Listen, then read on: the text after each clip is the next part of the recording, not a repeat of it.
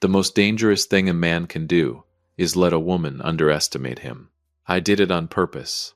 My name is Ralph Huston, and on Friday, April 3rd, 2023, she made that mistake. I was at the kitchen table in our home in Pacific Heights, San Francisco, drinking my first coffee, still in yesterday's shirt, reading nothing in particular. Normal morning. Quiet morning. Mildred was already dressed. Full armor, blazer, heels, that particular shade of lipstick she wore when she had board meetings. She set a manila envelope on the table next to my mug without breaking stride. "My lawyers drafted something," she said, scrolling through her phone. "I should have done it from the beginning. I've worked too hard to leave anything to chance." I looked at the envelope, her firm's legal letterhead on the label. A little too crisp. A little too ready. I wasn't surprised by the document itself. I was surprised she'd finally moved. "What is this?" I said. Though some part of me, some quiet, watchful part, already knew. A prenuptial agreement. She said it the way you say the dry cleaning's ready. Flat. Logistical. I know the timing's not ideal, but we've been married for 2 years, Mildred. Which is exactly why we need clarity going forward. She finally looked up from her phone, smiled. That particular smile that never quite reached her eyes. "Take your time reading it. My lawyers are available if you have questions." She grabbed her bag, walked to the door. Didn't kiss me goodbye. She hadn't done that in 7 months. I'd counted. The door clicked shut. I sat there, the envelope just sat there with me. I picked it up, put it down, picked it up again. 11 pages. Her signature already on page 9. Her lawyer's contact cards paper clipped to the front like this was a real estate closing and I was just supposed to sign and move on. I read every word, and somewhere around page 6, where my assets were described as unverified and presumed minimal, something shifted in my chest. Not anger. Clarity. Welcome to Dad's raw revenge. Get settled, because this one is going to take you somewhere. Drop a comment and let me know where you're watching from. Hit that like button and make sure you're subscribed. Trust me, you're going to love it here. But this story doesn't start on Friday, April 3rd, 2023. It starts 3 years earlier, on a Wednesday night in late February 2020, when Mildred Voss walked into my life wearing a black dress and a smile that probably had a terms and conditions section I hadn't read yet. Stanford Alumni Mixer, San Francisco. The kind of event where everyone's either networking or pretending they're not networking. I was standing near the back by the shrimp cocktail, because that's where the real people stand, nursing a club soda and wondering why I'd let my college buddy Dave Jason talk me into coming. "You haven't been out since you sold the company," Dave had said 2 days earlier. "You're becoming one of those guys." "What guys?" "The kind who names their houseplants, 'I don't have houseplants, Dave.'" "Exactly," he said. "That's worse." So I went. Navy blazer, no tie. I was planning 45 minutes, 3 handshakes, and then home to my apartment in Pacific Heights to watch something forgettable on TV. She found me. I know that now. But that Wednesday night in February 2020, I just thought I was lucky. "You're not working the room," she said, appearing beside me like she'd been there the whole time. I looked around. "Neither are you." She laughed, actually laughed, not the practiced kind you hear at these things. Touché. Mildred Voss. "What do you do, Ralph Huston?" Here we go. I got this question 40 times a night at these events. I'd learned to keep it simple, keep it boring, keep them moving. "Consulting," I said. "Retired, mostly. I dabble." She didn't move. Most people move on after dabble. She didn't. We talked for 2 hours that night. She told me she was CEO of a mid-sized logistics firm called Vosscore. Growing fast, investor-backed, the whole package. She was sharp. Funny in that dry, understated way I can't resist. And she looked at me like I was a puzzle she hadn't solved yet. I should have recognized that look. I've used it myself. Now here's what Mildred thought she knew about Ralph Huston that February night. Comfortable consultant. Nice apartment. Sensible shoes. Low-key by nature. Here's what was actually true. 3 years before I met her, I'd quietly sold a supply chain software company I'd built over 9 years to a private equity firm in Chicago for a number my accountant still gets nervous saying out loud. No press release. No LinkedIn announcement. No celebration dinner. I signed the papers, went home to Pacific Heights, ordered a deep dish pizza, which San Francisco cannot do properly for the record, and watched a documentary about penguins. That was it. Money that makes noise attracts problems. I'd watched enough men implode chasing recognition to understand that the quietest guy in the room is usually the most dangerous one. Mildred thought she was dating a comfortable, low-profile consultant. She was dating a man who owned stakes in 11 companies, held real estate across 4 continents and holding entities she'd never heard of, and hadn't told a single person his actual net worth in years. But I'm getting ahead of myself. We dated for 14 months. She took me to her company galas, introduced me as her brilliant low-key partner like I was some kind of artisanal accessory. I wore the role well. Cocky pants, modest watch, nothing flashy. My buddy Dave pulled me aside at one of those galas, about 6 weeks before the wedding. Loosened tie, 3rd drink in, that look on his face. She introduces you like a prop, you know that. She's proud of me, Dave. He set his glass down. She introduces her company's Q3 results with more warmth than she introduces you. I laughed it off. Saturday, May 22nd, 2021. We got married. Small ceremony. Her idea, intimate, she called it. Efficient, I thought, but didn't say. 22 people. Fog sitting low over the bay the way it does on San Francisco mornings that can't decide if they're beautiful or just cold. Her investors sent flowers. Expensive ones. I remember thinking, why would investors send wedding flowers? I filed that thought away. I file everything. The first year of marriage was good. I mean that sincerely. Then came month 18. Sunday, November 9th, 2022. She was at the office. Again, I was home reviewing investment documents at the kitchen table. We shared a household drive, tax records, insurance, property deeds. Standard stuff. I wasn't snooping.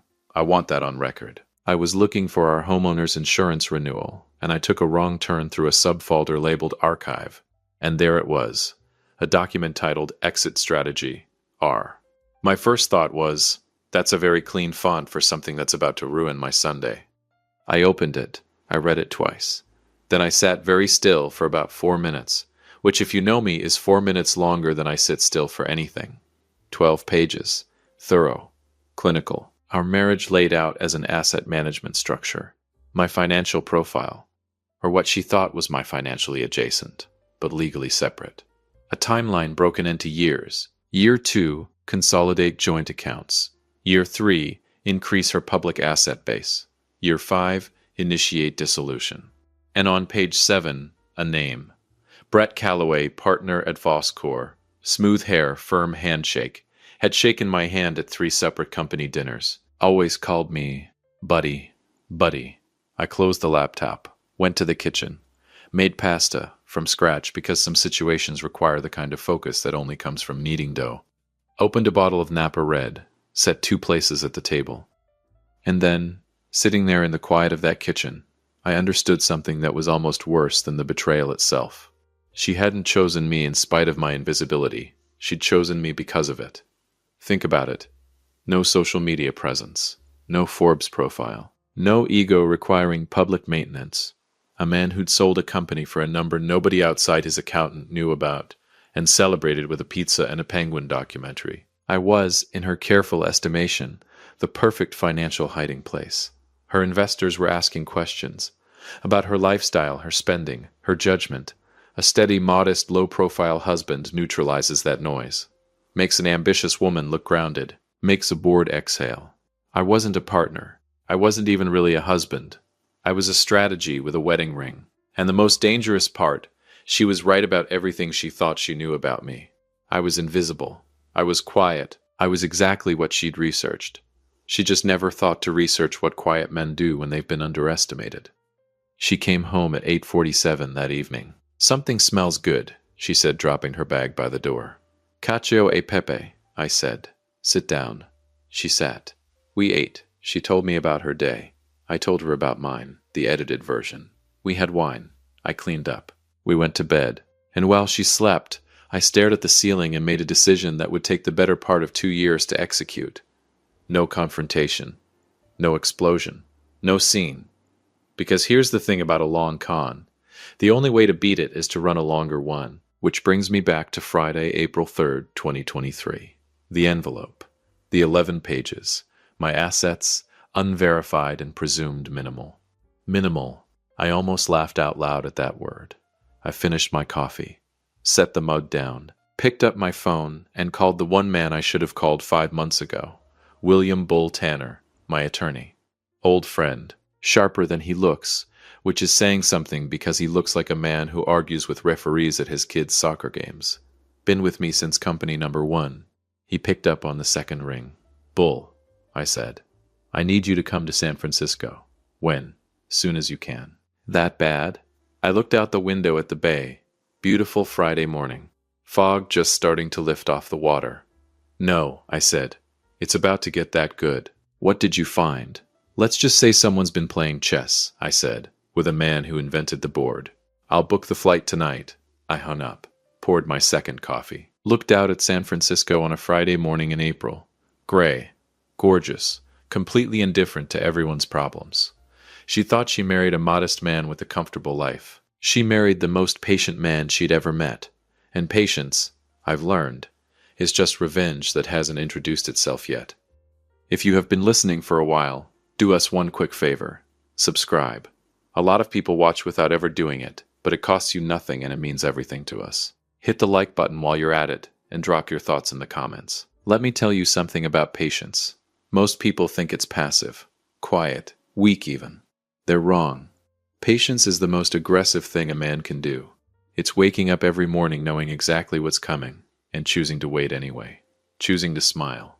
Choosing to pour the wine and ask about her day and sit across the dinner table from a woman who has your exit strategy saved in a subfolder labeled Archive. And not flinching. Not once. That's not weakness. That's war. Bull Tanner landed at SFO the morning after she dropped that envelope. First Saturday in April 2003, looking like he'd slept on the plane. Because he had. He walked into my office in the financial district, carrying a legal pad, a gas station coffee, and the expression of a man who already knew this was going to be interesting. Small office. Desk, 2 chairs, window facing the wrong direction. Paid for in cash through a management company Mildred had never heard of. She thought my office was our kitchen table. That was the point. Bull sat down, took a long sip of his terrible coffee, looked at me. Talk, he said. So I did. All of it, the mixer in February 2020, the 14 months of dating, the wedding in May 2022 when I found the file, Brett Calloway's name on page 7, the 5-year timeline, the prenup landing on my kitchen table like a grenade wearing a lawyer's letterhead. Bull didn't interrupt. That's rare for Bull. The man interrupts judges. When I finished, he set down his coffee, leaned back, stared at the ceiling for a long moment. She documented it, he said quietly. 12 pages, I said. He looked at me directly. That's either incredibly arrogant or incredibly stupid. Both, I said, which is exactly what we're going to use. He picked up his legal pad. What do you want? I slid a single sheet of paper across the desk. He read it. His eyebrows climbed slowly, the way they do when Bull Tanner, who has genuinely seen everything, sees something new. You've been sitting on this since November, he said. 5 months, Bull. I've had time to think. This is going to take time to execute. She gave me the timeline herself, I said. Year 5. We've got runway. He looked at the paper one more time. Then he did something I hadn't seen him do in 15 years of working together. He smiled. Okay, he said. Let's build something. We got to work the following Monday. First thing, a new holding entity. Bull registered it in Delaware over a weekend. We called it Harlan Ridge LLC. Clean. Boring. The kind of name that makes accountants yawn and lawyers stop reading. Boring names hide interesting things. I learned that from the first company I ever built. The first move through Harlan Ridge was the one that mattered most. A 12% stake in Voscor. Her company. Her baby. The thing she talked about at dinner. At galas. At breakfast. When she was barely awake. The centerpiece of her entire 5-year plan. The asset she was most determined to protect from me. I bought into it. Silently. Through Harlan Ridge. Through a secondary holding company that connected to Harlan Ridge the way a shadow connects to a man. Only visible if you know exactly where the light is coming from. She never looked for the light. Bull spread the purchase across 3 tranches so no single transaction tripped a disclosure flag. Clean. Invisible. Boring on paper. About 8 weeks after she dropped that prenup on my kitchen table, I owned a quiet piece of the very company she was planning to protect from me. She made me dinner that evening and called me her favorite person. I told her she was full of surprises. She had absolutely no idea how right I was. Here's the part people don't understand when I tell this story. They expect me to say I checked out, got cold, stopped caring. I didn't. I made dinner, remembered anniversaries, walked the Presidio trails with her on Sunday mornings like we always had, asked about her board meetings with genuine-looking interest. Because the moment I changed, the moment she sensed even a slight shift in temperature, everything unraveled. And Mildred could read a room the way most people read large print books. Effortlessly, instantly. So I gave her nothing to read, smiled, showed up, poured the wine, and every Saturday morning drove to the financial district and quietly dismantled everything she thought she'd built around me. Nobody said revenge had to look like revenge. Sometimes it looks exactly like a happy marriage. But I want to be honest about something, because this story isn't just about strategy. There were nights, and I won't tell you how many, where I sat at that kitchen table alone after she'd gone to bed and felt something I didn't have a clean name for. Not anger, not even sadness exactly. Something closer to grief. The quiet kind that doesn't announce itself. I had genuinely loved this woman, or I'd loved who I thought she was, which might be the same thing. Which might be worse. There was one night in particular, December. Rain hammering the Pacific Heights windows. She was asleep. I was sitting in the dark kitchen with a glass of whiskey I wasn't drinking, looking at nothing, and it hit me all at once. The full weight of it, not the betrayal, not the plan, just the simple stupid fact that I had walked into that mixer in February 2020 and thought I was lucky. I had wanted it to be real, even after I found the file. Some stubborn, foolish part of me had wanted it to be real. I sat with that for about 10 minutes. Then I poured the whiskey out, rinsed the glass, went back to bed, and the next morning I drove to the financial district and kept building, because wanting something to be different and letting it destroy you are two very different choices. I made mine. By that summer I moved into the logistics play. She talked about her vendors constantly over dinner. The Fresno contract is bleeding us. The Chicago carrier can't hit last-mile targets. On and on. I nodded, sympathized, refilled her glass. I was also taking notes. 2 of Voscor's largest freight suppliers were running thin margins and quietly shopping for capital partners. One in Phoenix, one in New Jersey. I bought into both. Not controlling stakes, nothing loud, just enough presence at the table when contract renewals came up.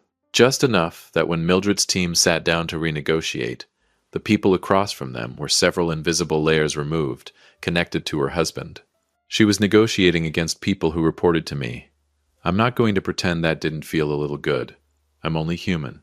That fall, Bull called on a Thursday morning. No greeting. "Brett Calloway," he said. I set down my coffee. "Talk to me." He runs a personal investment fund on the side. Small. 8 LPs. He's been quietly shopping for someone to anchor a second raise. Quietly. My favorite word in the English language. "How much?" I asked. $2 million to anchor. He'd take less from the right partner. "Become the right partner," I said. "Arm's length, Bull. 3 layers minimum. He cannot know it's me.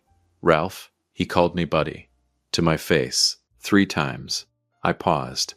"I want 4 layers." Bull actually laughed.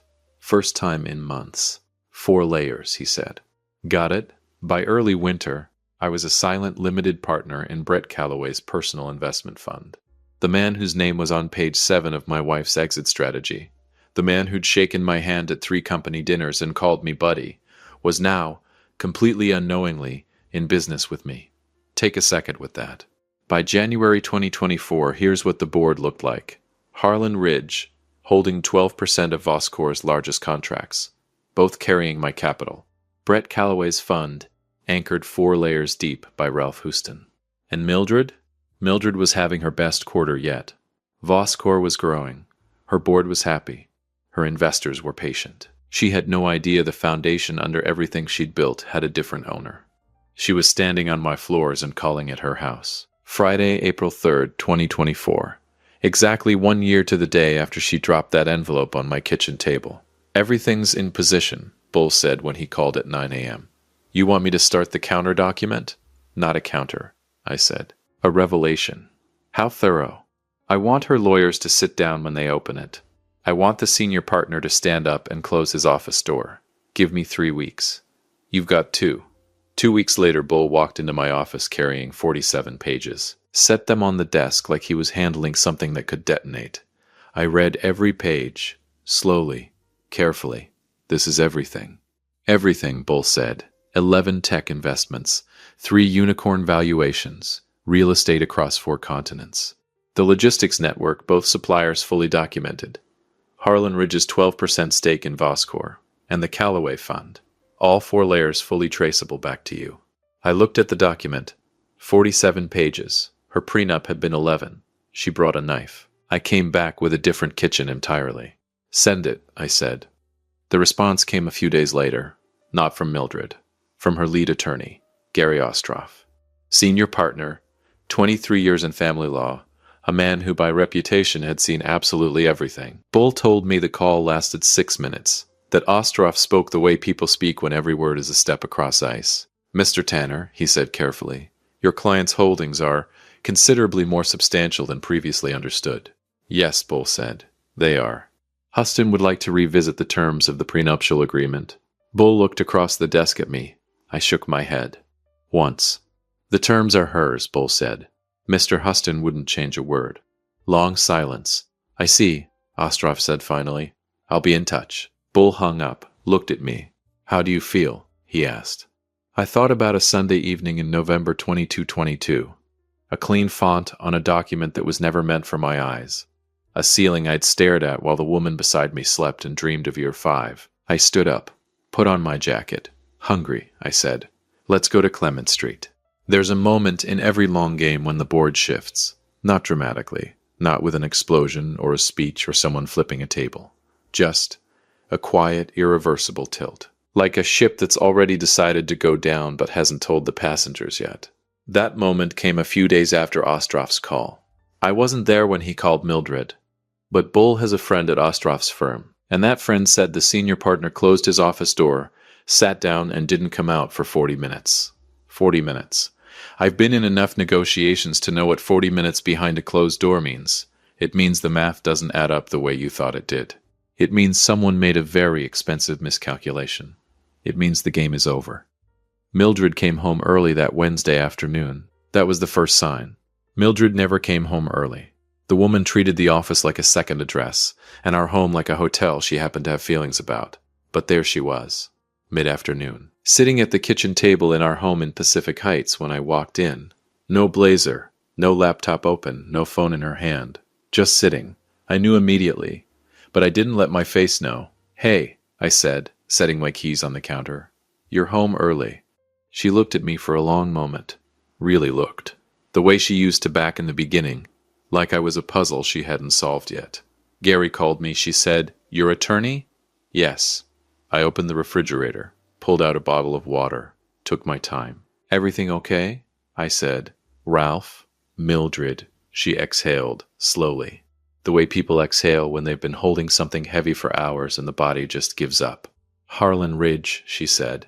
I turned around, leaned against the counter, looked at her. What about it? You know what about it. Silence. The kitchen was very quiet. Outside, San Francisco was doing its thing. Traffic on Broadway, someone's dog, the distant foghorn off the bay. The whole ordinary world moving like nothing had happened. How long? She asked. Her voice was steady. I'll give her that. Even then, Mildred didn't crack easily.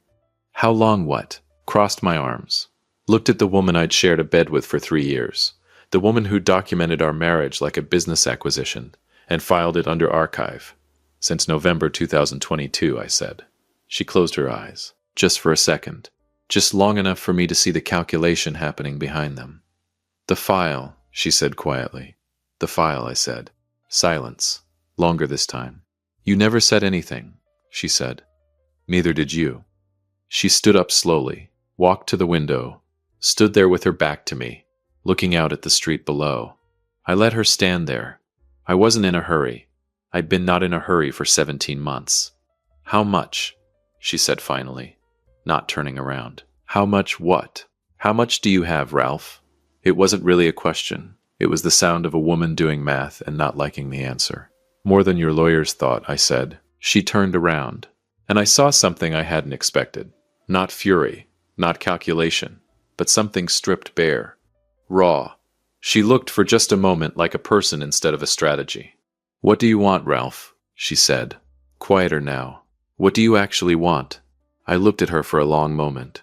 I thought about the real answer, not the legal one. What did I want? I had wanted a real marriage. I had wanted the woman I met at that mixer in February 2020. The one who laughed before I finished the joke. The one who showed up to things. The one who asked real questions. But that woman had been a performance. And you can't want back something that never existed. "Nothing you haven't already offered," I said. "The prenup stands. Your terms. Every word." She stared at me, waiting for the catch. "You have 12% of my company." "I do. And the suppliers. Also me, Brett." "4 layers," I said. "But yes." She shook her head slowly, not in anger, in something that looked almost like disbelief. "You built all of that," she said, "while living here, while having dinner with me, while walking the Presidio on Sunday mornings like everything was fine." "You were planning year 5, I said. "I was planning the rest of the board." She was quiet for a long time, long enough that the fog coming in off the bay had shifted, the way it does in the late afternoon, slow and indifferent, covering everything it touches. When she spoke again, her voice was composed, back to the Mildred I knew, the controlled one, the CEO. But her eyes were different. "I underestimated you," she said. I held her gaze. "Yes," I said. "You did." She nodded once, picked up her bag, walked out of the kitchen. I heard the front door close. I stood at the window for a while, looking out at the same street she just looked at. It didn't feel like winning. Not exactly. It felt like something ending that should have ended differently, from the very beginning. I poured a glass of water, drank it standing at the sink. Then I called Bull. "She knows," I said. "How'd she take it?" I thought about that for a second. "Like herself," I said, "right up until the end." The formal dissolution proceedings began the following week. Bull and Gary Ostroff sat across from each other in a conference room on the 34th floor of a building in the financial district, 3 blocks from my Saturday morning office, which I found quietly satisfying. The prenup Mildred had drafted protected everything she'd publicly declared: her real estate, her personal accounts, her declared Voscor equity. It said nothing, not one word, about Harlan Ridge, nothing about the freight suppliers, nothing about the Callaway Fund. Because she'd written that prenup, in a world where Ralph Houston was a comfortable, low-profile consultant with minimal assets, she'd protected herself against the man she thought she married. She had no protection against the man she actually married. Bull told me later that Ostroff sat across that table looking like a man trying to solve a puzzle where someone had quietly swapped half the pieces. "Your prenup is airtight," Bull told him pleasantly. "Every asset your client listed is fully protected." "And his assets?" Ostroff asked. "Not listed," Bull said, "therefore not subject to the agreement." "She'll contest." "On what grounds?" Bull said. "She drafted it." Ostroff had no answer for that. Neither did Mildred. The papers were signed on a Tuesday morning in late May 2024. I moved out of our home in Pacific Heights that week, hired 2 guys, took what was mine, left everything that was hers exactly where she'd put it. Clean. Efficient. She would have appreciated the efficiency if it weren't happening to her. I took an apartment in the Marina District, 15th floor. View of the bay, the bridge, the whole glittering indifferent city spread out like it was showing off. I stood at that window the first night with a glass of Napa Red and felt something I hadn't felt in almost 2 years. Still. Not happy exactly. Not triumphant. Just still. Like a room after a long noise finally stops and you realize how loud it had been the whole time. That kind of still. That summer, Voscor's board called an emergency session. Harlan Ridge's 12% stake, now public through the dissolution filing, had sent ripples through the investor community.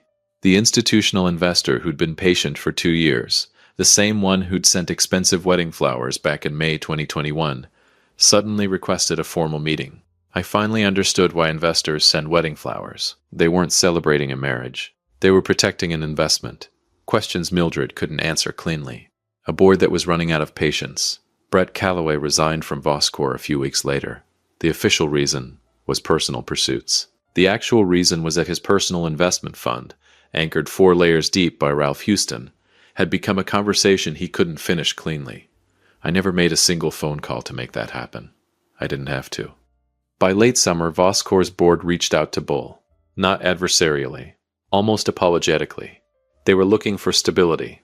Harlan Ridge's stake commanded respect. Would Mr. Houston consider a formal role? Bull forwarded it to me without comment. I read it twice.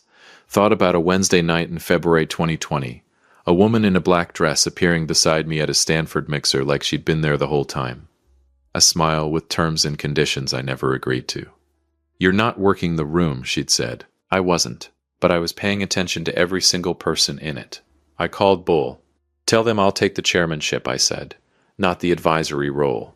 The chairmanship. Someone who actually built the thing. You know she's going to see that announcement, Bull said. I know. And? I looked out at the bay from my marina apartment. The bridge lit up in the late afternoon. Fog rolling in off the water the way it always does. Slow, inevitable, completely indifferent. And nothing, I said. It's just business. On a Sunday morning in early September 2004, I read about the Voscor chairmanship announcement in the business section, over coffee at a small cafe in the marina. Good espresso. Nobody knew who I was. That's still my favorite part. Dave called at 10 a.m. I saw the announcement, he said. Morning, Dave? Ralph. A pause. I told you. You told me she was intentional. I told you the intention might be something you didn't know about. You did, I said. You were right. So what now? Now, I said. Now I finish my coffee. That's it, Dave. I set the cup down. I built what I built. I protected what I protected. She made her choices. I made mine. And you're okay. I thought about that. Really thought about it. The December night with the whiskey I didn't drink. The ceiling I stared at. The pasta I made for two on a Sunday in November 2022, while a 12-page document sat 3 feet away from me on the desk. I thought about what I'd wanted, and what I'd gotten instead, and how sometimes those two things, even when they're completely different, still manage to add up to something you can live with. Yeah, I said. I'm okay. And the thing is, I meant it. If you enjoyed this story, join our community by hitting that like button and subscribing for more real, raw, and family stories. I will see you on the next one.